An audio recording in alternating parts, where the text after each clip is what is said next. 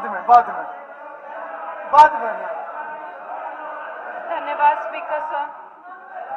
धन्यवाद speaker sir. नहीं एक हमारे हरियाणा का बहुत बड़ा नेता दाढ़ी बनवा रहा था। अब वो नाई का बार बार और दूसरे लोगों की बड़ाई कर डालेगा, बड़े नेताओं की। उसने कही भाई तो क्यों बड़ाई कर रहा है इसकी, मत के नुका नाजी ना, ये तो करनी पड़ेगी। नुका क्यों, नुका जी मेरे बाल खड़े हो जाते जब उनका नाम लेता है, तो मुझे ये साफ करने में बड़ी आसानी होती। तो जब बीजेपी का नाम आते तो हमारे भाइयों के रूम पे खड़े हो जाते। और पूजा जी धन्यवाद स्पीकर सर। चलिए, भारत के राष्ट्रीय गीत वंदे मातरम के 150 वर्ष पूरे हुए हैं। ये हम सबके लिए बहुत ही गर्व का विषय है।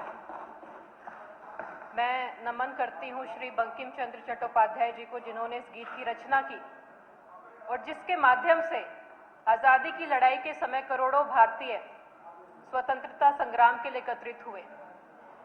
मुझे बड़ी खुशी है सर, इस गीत को पहली बार भारतीय राष्ट्रीय कांग्रेस के कलकत्ता अधिवेशन में श्री रविंद्रनाथ टैगोर जी के द्वारा गाया गया था और जिसे संविधान सभा के द्वारा 24 जनवरी 1950 को सर्वसम्मति से अपनाया गया था।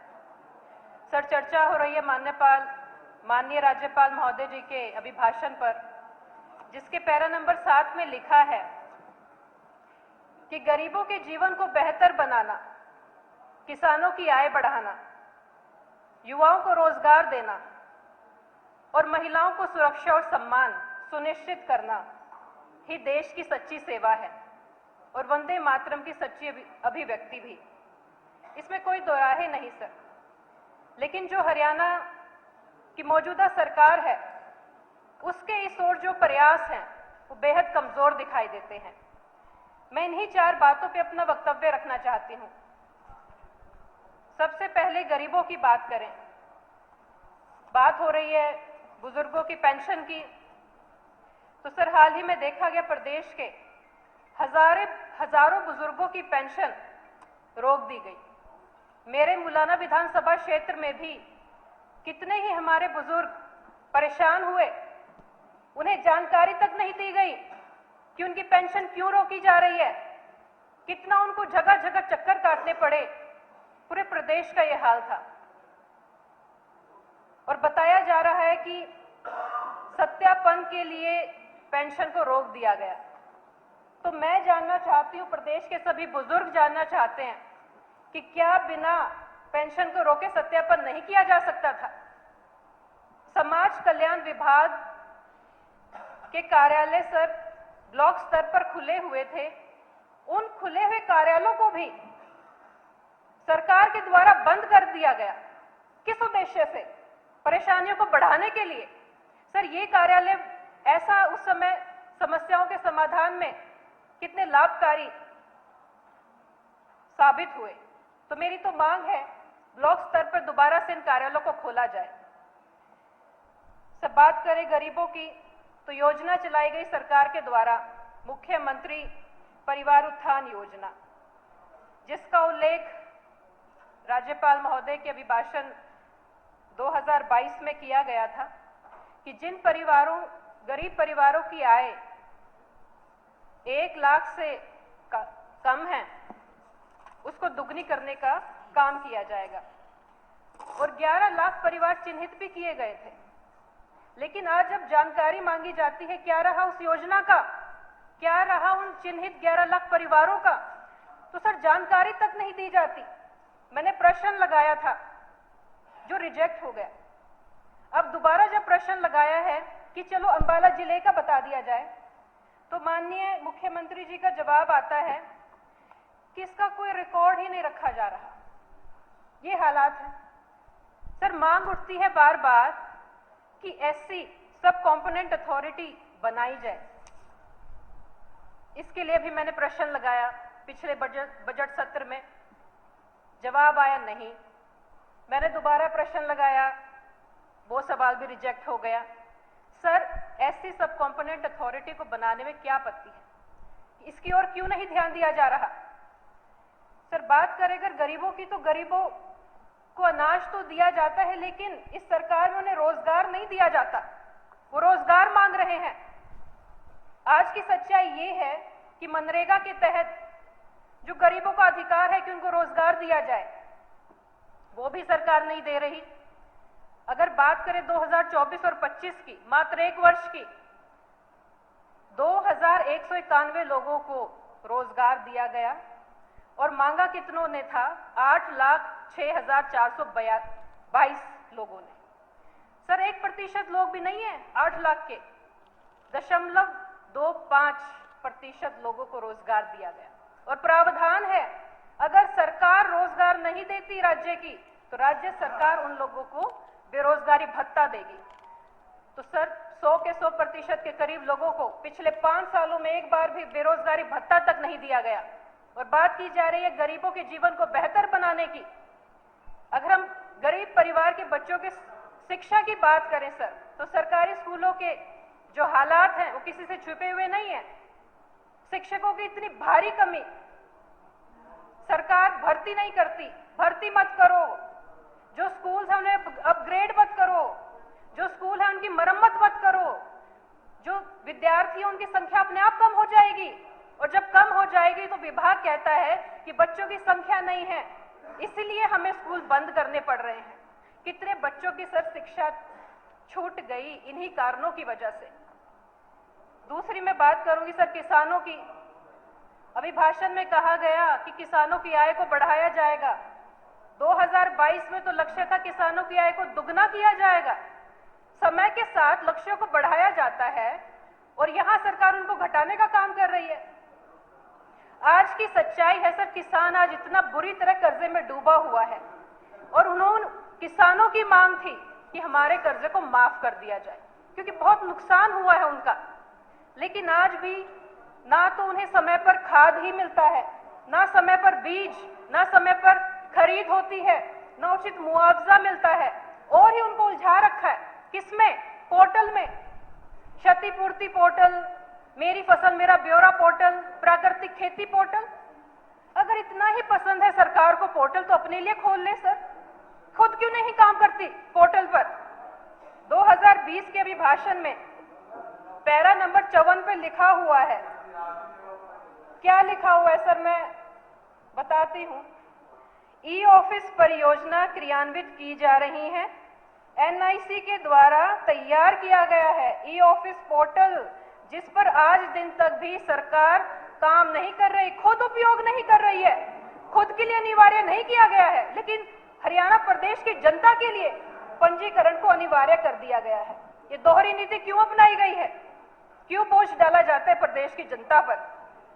सर, तीसरी हम बात करें प्रदेश के युवाओं की, लिखा है युवा शक्ति हरियाणा का भविष्य, लेकिन मौजूदा सरकार ने मजबूर कर दिया है प्रदेश के युवाओं को देश छोड़कर जाने के लिए।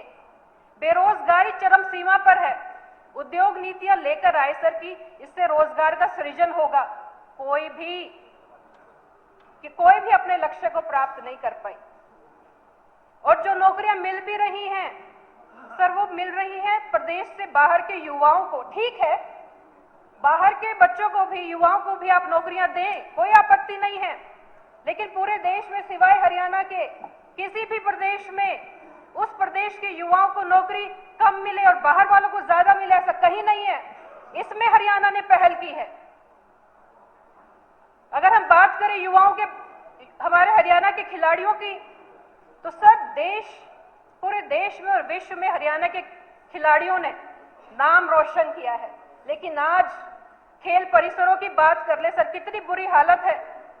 जब मांग उठती है कि यहाँ पर मेंटेनेंस की जरूरत है, तो कहा जाता है फोटो खींच के बताइए कहां समस्या, हम देखेंगे। हमारे खिलाड़ियों की जान चली जाती है, उसके बाद जांच होती है। और सर, जो आने वाले कॉमनवेल्थ गेम्स है 2030 के, उसकी मेजबानी हरियाणा को करने दी। सर, मैं पूरा समय लूंगी पार्टी की तरफ से। उसकी मेजबानी करने का हरियाणा को मौका दिया जाए। इस बात को हरियाणा सरकार, भारत सरकार के सामने एक बार भी नहीं रखा, जरूरत नहीं समझी, उचित नहीं समझा कि कम से कम इसका हम बात तो रखें। और बात की जा रही है कि हम युवाओं के लिए ये कर रहे हैं। अगर हम बात करें सर महिला सम्मान और सुरक्षा की, तो मैं कहना चाहूंगी, मेरे हाथ में भाजपा का संकल्प पत्र है, पेज नंबर 12 पर लिखा है, किसी को कोई संशय ना रह जाए, मैं पढ़ के सुना देती हूं। हम हरियाणा की सभी महिलाओं को लाडो लक्ष्मी योजना के तहत प्रति माह 2100 रुपए की वित्तीय सहायता प्रदान करेंगे। सर ये साफ साफ लिखा है और ये पहला संकल्प है। अभी भाषण में 6 संकल्पों की बात हुई है, लेकिन ये तो पहला ही संकल्प है और पहले ही संकल्प पे हमारे प्रदेश की महिलाओं को धोखा दिया गया है। अब शर्तें लगाई गई हैं, आय की शर्त, आयु की शर्त, तब तो कोई शर्त नहीं थी। 9 लाख महिलाओं के खाते में पैसे जारी किए बताया गया, लेकिन बाकी 1.25 करोड़ से अधिक महिलाओं का क्या, जिनसे वायदा किया गया था। 9 लाख महिलाओं को, 6-7% महिलाओं को सुविधा दी जा रही है, लाभ दिया जा रहा है, लेकिन 1.25 करोड़ महिलाओं को जिनको बाहर कर दिया इस योजना से, और सरकार अपनी पीठ थपथपाती है कि हमने इस योजना को प्रभावी रूप से लागू किया है। अगर हम कानून व्यवस्था की बात करें सर, इतना बुरा हाल है, नशे पर कोई रोकथाम नहीं है, और माननीय मुख्यमंत्री जी पंजाब में जाकर कहते हैं कि हम पंजाब में नशे को खत्म कराएंगे, कानून व्यवस्था को ठीक कराएंगे। तो प्रदेश की जनता कहना चाहती है सर कि जो काम वो वहां कह रहे हैं उसको पहले यहां किया जाए, हरियाणा को मॉडल बनाया जाए, फिर पंजाब तो क्या पूरा विश्व देख लेगा। क्या बड़ी बात है। हर रोज इतने अपराध बढ़ते जा रहे हैं, चोरियां बढ़ती जा रही हैं, गोलियां चल रही हैं, महिलाओं का घर से बाहर निकलना सुरक्षित वो नहीं समझते। और सर एक और बात मैं रखना चाहती हूं, डायल 112 के अंदर जो 2021 में शुरू हुई थी, दिसंबर 2025 तक 2,75,00,000 कॉल्स रिसीव हुई, ये रिकॉर्ड है, और सरकार कहती है सब कुछ ठीक है। तो इन बातों का संज्ञान लिया जाए। बात करते हैं महिलाओं के सम्मान और सुरक्षा की, तो सर्व धरातल पर दिखाई देना चाहिए। एक और समस्या मैं रखना चाहती हूं जिससे प्रदेश बहुत गंभीर रूप से घिरा हुआ है, वो है प्रदूषण की। चाहे बच्चा हो, चाहे बुजुर्ग हो, चाहे महिलाएं हो, चाहे सभी हमारे हरियाणा वासियों, सब प्रभावित हैं। सबको स्वास्थ्य संबंधी जो दिक्कतें हैं सर वो बढ़ती जा रही हैं। कैंसर के केसेस, साइलेंट हार्ट अटैक के केसेस बढ़े हैं सर ये। लेकिन बहुत आश्चर्य की बात है, राज्यपाल महोदय जी के अभिभाषण में 112 पैरों के अभिभाषण में कहीं पर भी, एक पैरा में भी प्रदूषण को लेकर कोई बात नहीं की गई है। सरकार प्रदूषण घटाने के लिए कोई विजन ही नहीं रखा है, उन्होंने कोई प्राथमिकता ही नहीं रखी है। और 2020 के अभिभाषण में बात की गई थी कि 20% वन क्षेत्र को बढ़ाया जाएगा, सभी पंचायतों की 10% भूमि पर ऑक्सी वन स्थापित किए जाएंगे। क्या रहा उन लक्ष्यों का, कहां पहुंचे?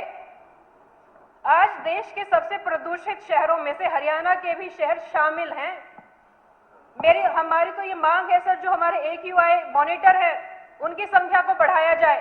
जो सड़कों के पास बरम होते हैं सर, उन पर इंटरलॉकिंग टाइलें लगाई जाए। कितनी धूल उड़ती है, हर कोई प्रभावित है, प्रदूषण बढ़ रहा है।